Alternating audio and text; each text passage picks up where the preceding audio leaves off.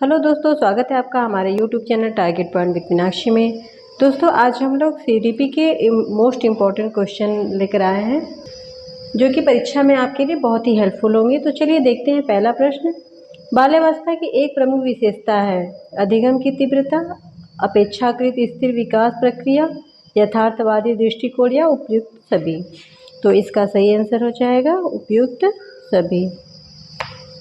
अगला प्रश्न है, कक्षा के अंदर बालकों के अधिगम पर सर्वाधिक प्रभाव दृष्टिगोचर होता है। कक्षा का सामाजिक वातावरण, कक्षा का आर्थिक वातावरण, कक्षा का मनोवैज्ञानिक वातावरण, कक्षा का अनुशासन। हो जाएगा कक्षा का मनोवैज्ञानिक वातावरण। अगला प्रश्न है, निम्नलिखित में से कौन सी अवस्था में आवेगों की तीव्रतम स्थिति उत्पन्न हो सकती है?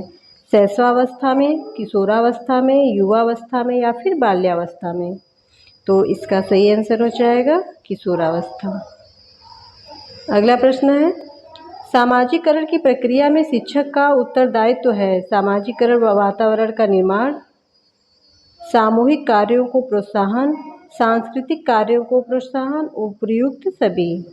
तो इसका आंसर हो जाएगा उपरोक्त सभी। अगला प्रश्न है, किशोरावस्था की प्रमुख विशेषता नहीं है संवेगों का अधिक संचय की प्रवृत्ति, कल्पना की बहुलता या मानसिक विकास। तो इसका आंसर हो जाएगा संचय की प्रवृत्ति। अगला प्रश्न है, किस मनोवैज्ञानिक का कहना है कि सभी बालक जन्म के समय समान होते हैं? Crow and Crow, Watson, Clark और बिर्च या फिर मैकडूगल? तो इसका आंसर हो जाएगा वाटसन। अगला है, संवेग शब्द का शाब्दिक अर्थ है क्रोध तथा भय, उत्तेजना या भाव में उथल पुथल, स्नेह तथा प्रेम, इसमें से कोई नहीं। तो इसका आंसर हो जाएगा उत्तेजना या भाव में उथल पुथल। अगला प्रश्न है, बालकों में सौंदर्य भूमि विकसित करने का आधारभूत साधन है प्रकृति अवलोकन, साहित्यिक अध्ययन, टेलीविजन या फिर खेलकूद? तो इसका आंसर हो जाएगा प्राकृतिक अवलोकन। अगला है, शिक्षा मनोविज्ञान सहायक है स्वयं को समझने में, बालक को समझने में, शिक्षण विधियों के चयन में, संपूर्ण शैक्षिक प्रक्रिया में। तो इसका आंसर हो जाएगा संपूर्ण शैक्षिक प्रक्रिया में।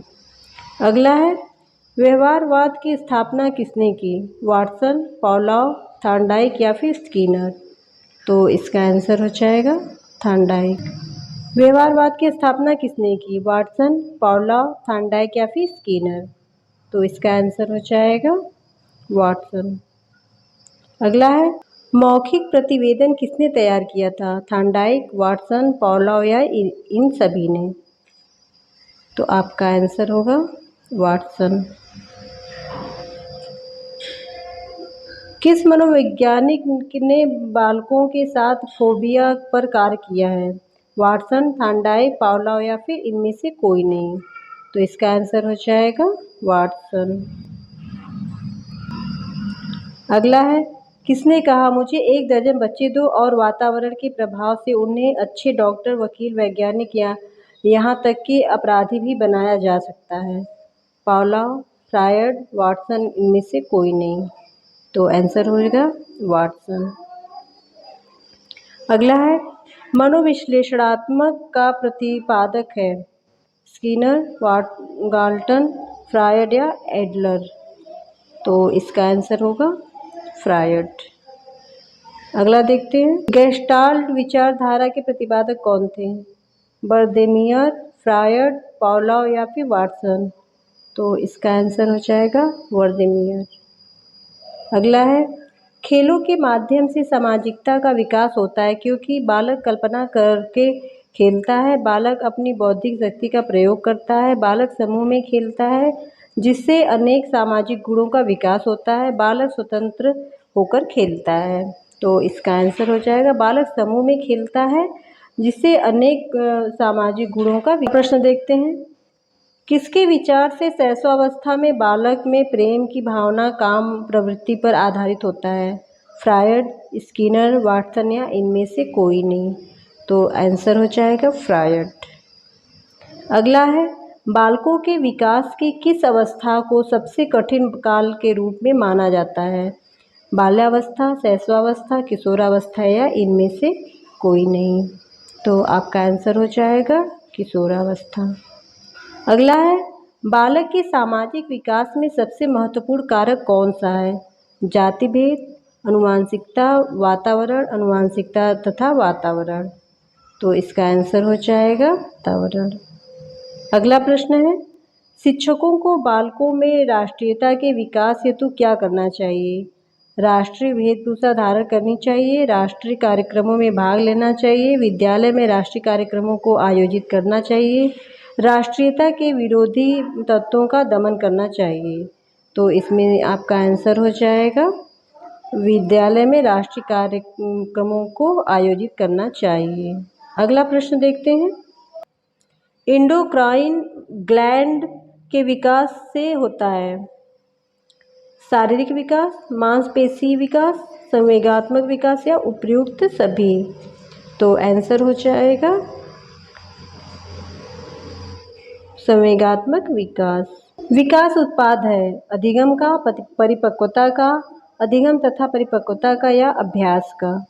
तो इसका आंसर हो जाएगा अधिगम तथा परिपक्वता का। अगला है, व्यक्तित्व के मूल्यांकन की निम्न में से कौन सी विधि नहीं है? प्रश्नावली परीक्षण, ड्रा ए मैन, सर्वे परीक्षण या प्रक्षेपण परीक्षण। तो आपका आंसर होगा सर्वे परीक्षण।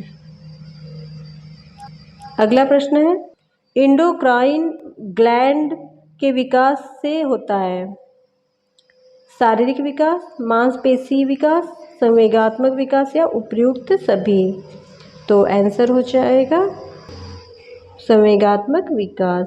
अगला प्रश्न देखते हैं, आयु के किन वर्षों तक अधिकतर बच्चे के सभी 20 दूध के दांत निकल जाते हैं? 2 से 25 वर्ष, 2 से 2.5 वर्ष, 3 से 3.5 वर्ष, 2.5 से 3 वर्ष, 3.5 से 4 वर्ष।